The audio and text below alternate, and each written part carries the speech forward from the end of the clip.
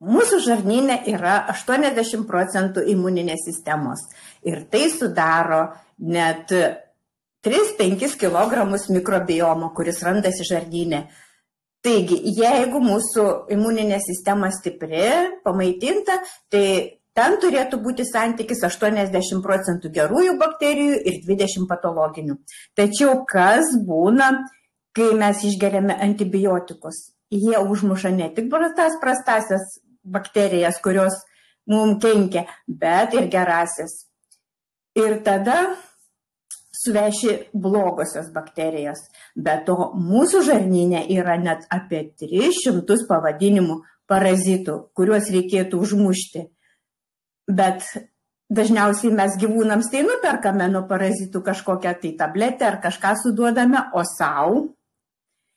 Iš kurgi atsiranda tie parazitai?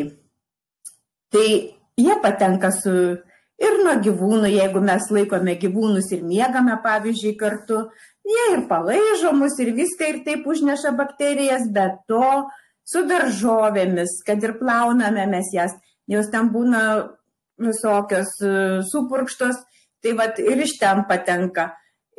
Patenka nuo šviežių daržovių.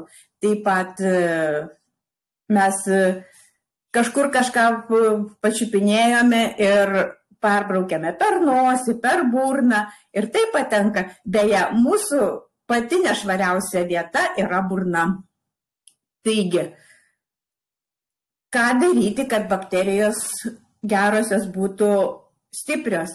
Jas reikia pamaitinti.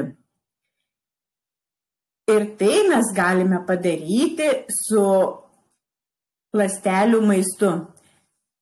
Dabar